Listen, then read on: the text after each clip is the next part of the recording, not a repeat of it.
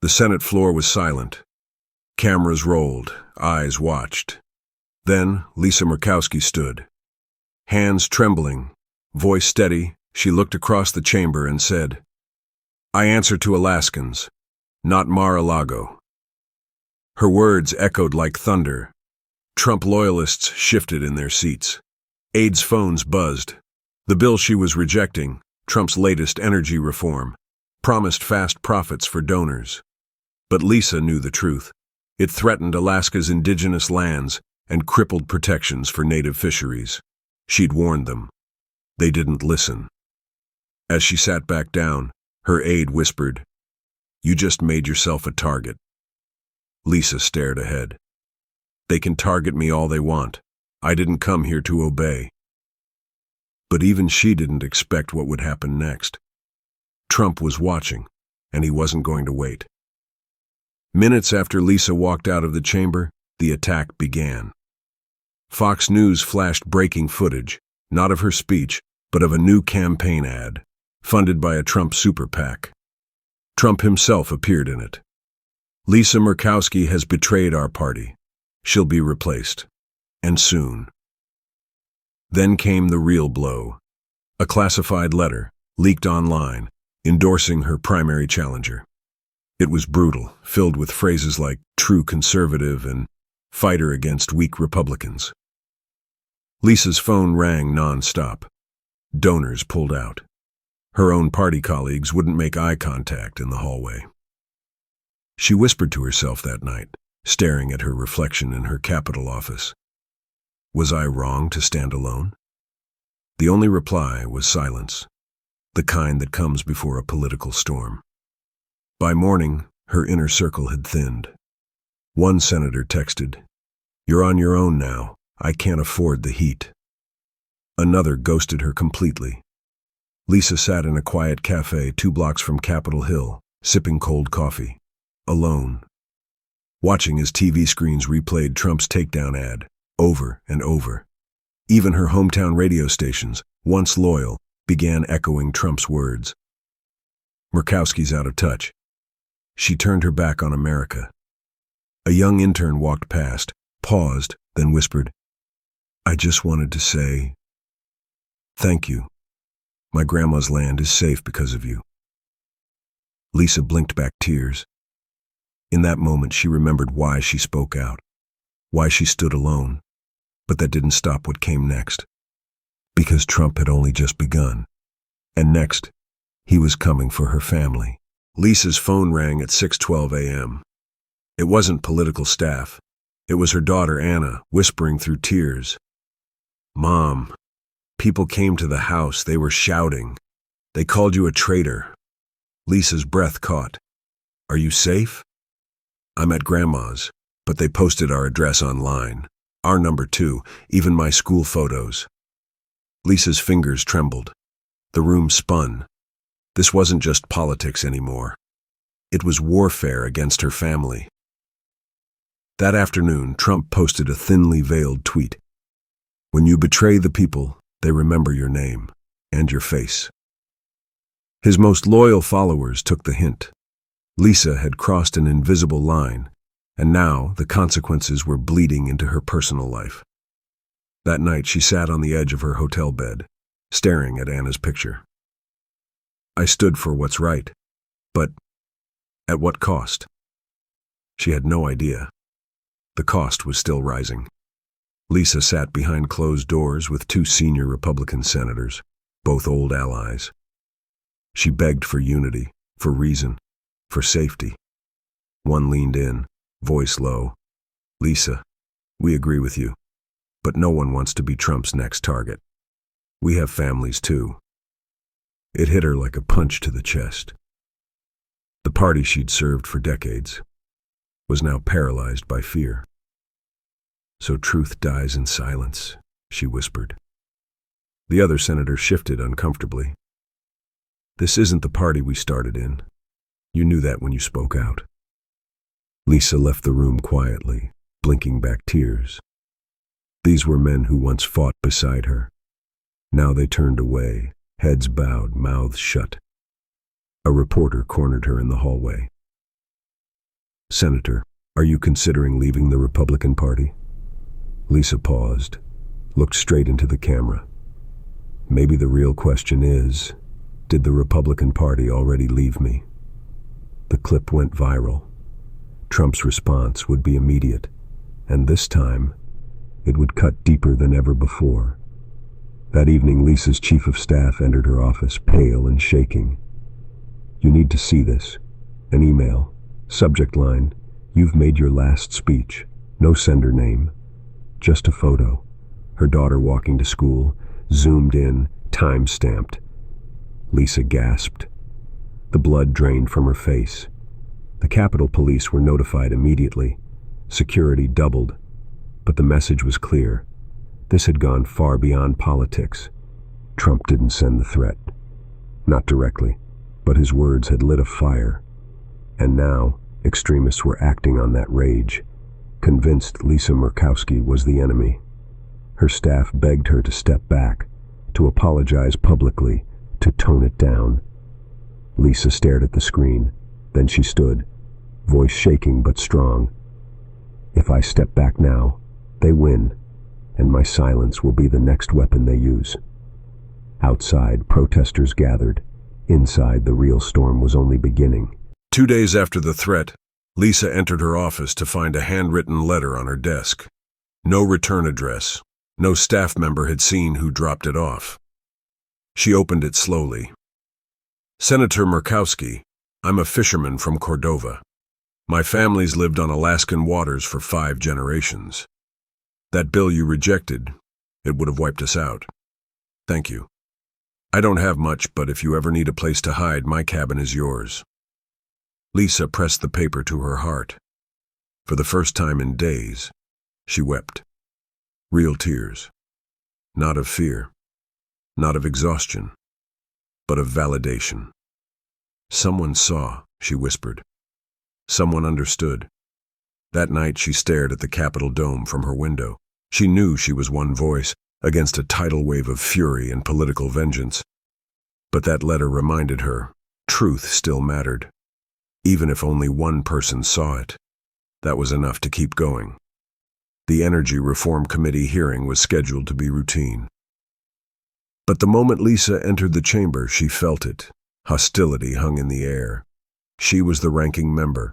She had every right to speak. But the chairman, a Trump loyalist, cut her off mid-sentence. "With all due respect, Senator, perhaps someone more aligned with party values should weigh in." Laughter rippled across the room. Lisa clenched her fists beneath the table. "I'm speaking for the people of Alaska." He smirked. "The people or just yourself?" The camera zoomed in. The clip hit Twitter before she'd even left the room. Murkowski meltdown started trending within hours, though she hadn't raised her voice once. Even the press began spinning it. Is Murkowski unraveling? Can she survive another primary? Lisa walked to her car in silence. Reporters shouted. Protesters threw signs. And in the back of her mind, one question echoed.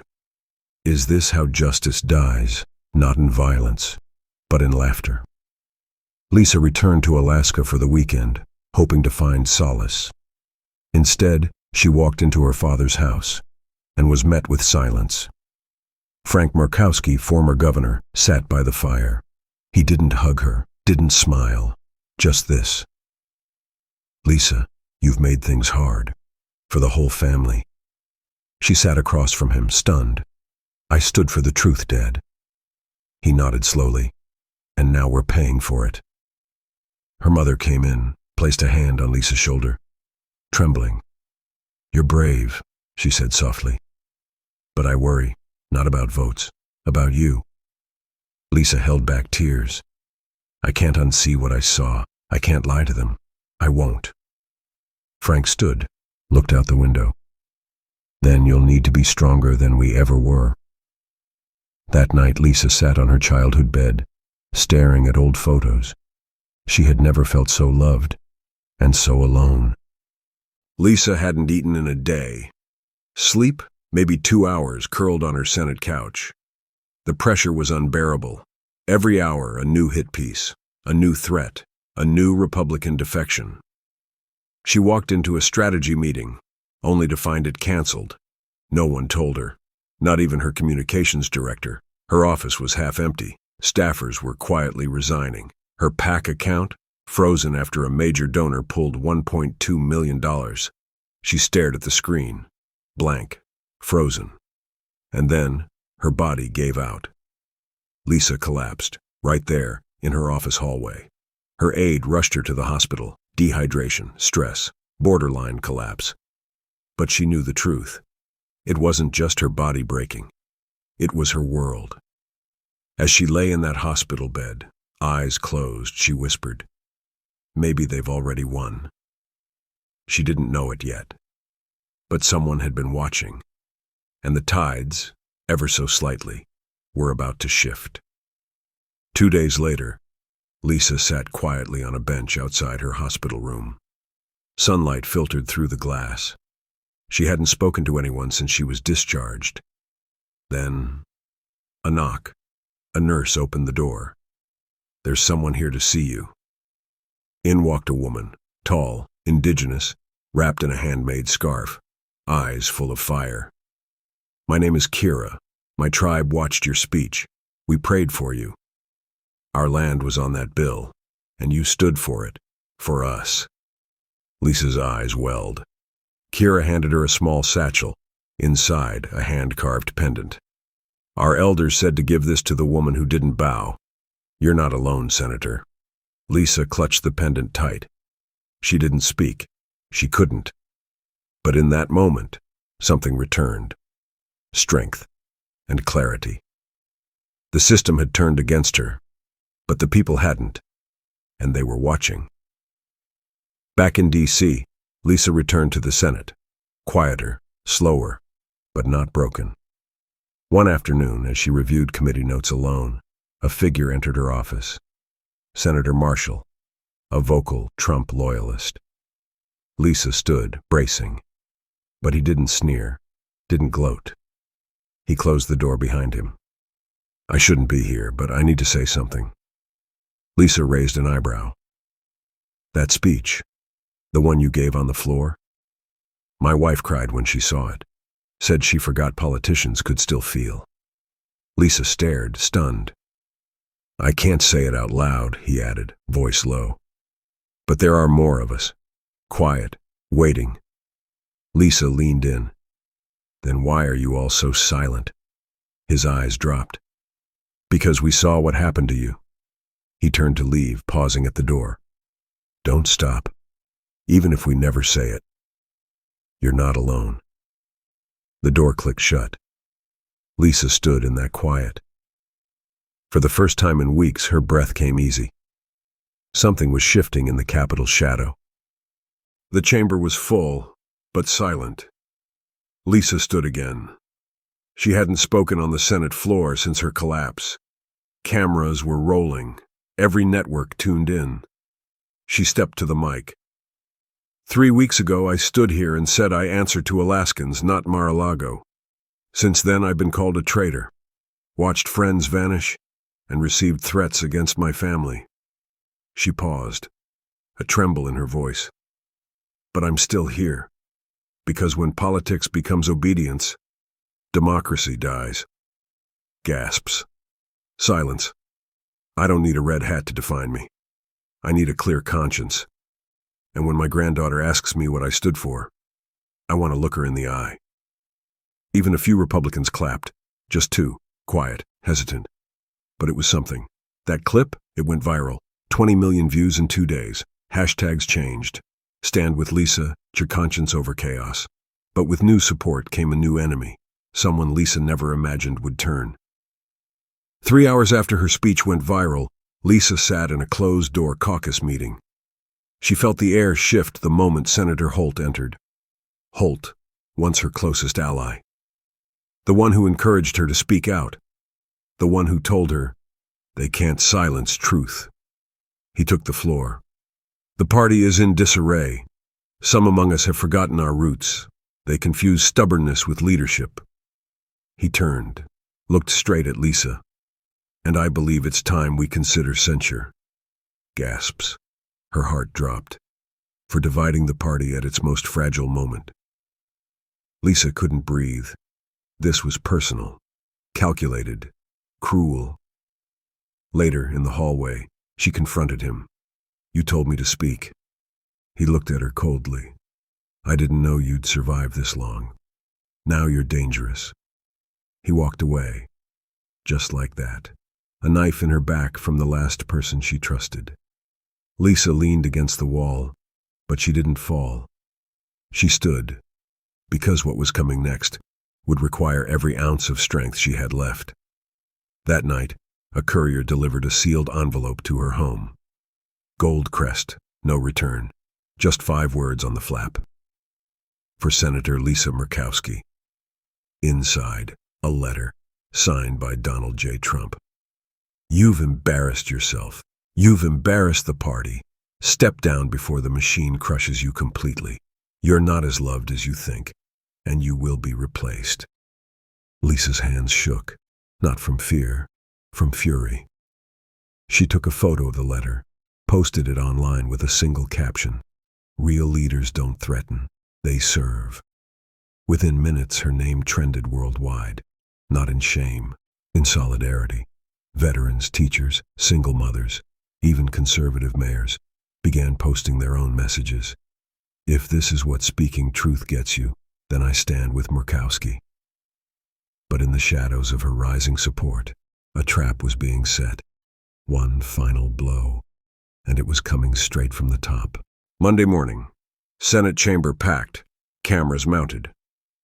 A surprise motion appeared on the docket, one not seen by Lisa or her team. Motion to formally censure Senator Lisa Murkowski for party disloyalty. Whispers rippled. Lisa blinked, then looked toward the back. Senator Holt smirked. This was the trap. The censure vote would strip her of all committee assignments, destroy re-election funding, and cast her as unfit to serve. And they'd timed it perfectly, just before the national primaries. Lisa stood anyway, voice unshaken. I will not defend myself from silence. I will not ask for mercy from fear. If truth brings punishment, I accept it, but I will not lie to survive. The roll call began. One by one, the ye votes rolled in. 1930, 42, then. No! Gasps. A Trump-aligned senator broke ranks, then another, then 3 more. Final count, 49 to 51. The motion failed. Lisa sat back, eyes glassy. They thought they'd end me, but something cracked instead, and light got in. By morning, Alaska woke up different. Hundreds gathered outside Lisa's Anchorage office, holding handwritten signs. We believe you. Thank you for protecting our waters. Conscience cowardice. A tribal elder arrived unannounced, bringing a ceremonial drum. He beat it slowly, rhythmically, chanting, "One voice becomes many." Veterans wept. Children passed hand-drawn pictures to her staff.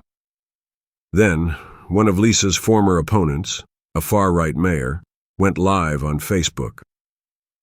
I don't agree with her policies, but I saw what they tried to do to her, and that's not who we are. Over 10 million views. Across the aisle, cracks widened. A new question echoed in the Capitol. What if she's not alone anymore? Lisa watched from her office, hand over her heart. They tried to bury me, she whispered. But they forgot. I'm from Alaska. We survive everything.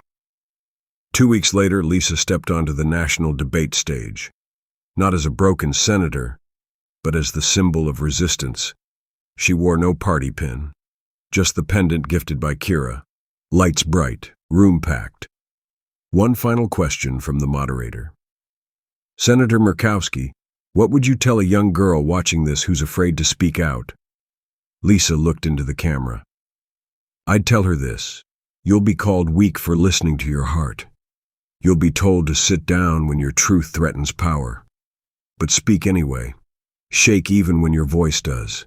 And never forget, real courage doesn't roar.